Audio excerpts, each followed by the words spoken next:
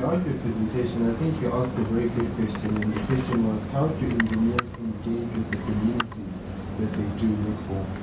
Now, I don't know much about electrical engineering, but I've got some basic understanding of civil engineering, and I just want to paint the picture of how the system works currently.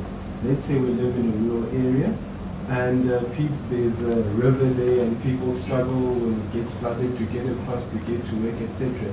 The first thing that they do is that they'll go to the ward councillor and complain, or they'll go to a minister or something and complain, and then the minister will say, okay, we need to have a bridge there, etc. So through that political process, then they can open the tendering system, etc.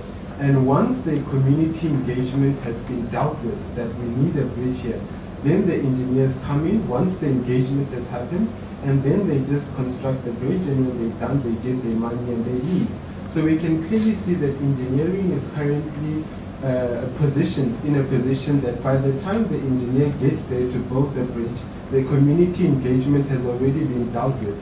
And once the engineer is done with the bridge, he leaves, then the politicians come to the forefront, and then they sit there, the ribbon cutting ceremony with their scissors, and say we are now opening the bridge.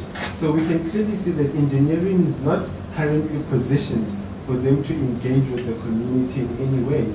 So the question that you asked, I'd like you to answer that, bearing in mind where, let's say, civil engineering is positioned, how then do you conscientize the engineers and somehow structure the system to position them in a position where they can be able to engage with the community? So I think that the first things first is that we need to be asking that question of each other. Is it that, whether it's in professional bodies that exist now separately, because there are ethical bodies, there are IFAA, there are these bodies where engineers meet to discuss ethical issues. There also need to be bodies of engineers who care about social issues, or maybe a Pan-African engineering professional group, right?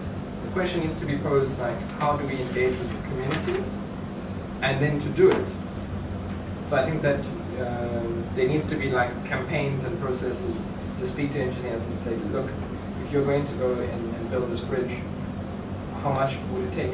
1 hour of your day to go and speak to the community and ask them how do they feel about what's happening, what would you like to see happen with this bridge? So I think that we can really address this at a grassroots level through education, and I think that a lot of the reason why it doesn't happen is because in the manner in which engineering is taught technocratically, people aren't even allowed the agency to think that this is something that they can do.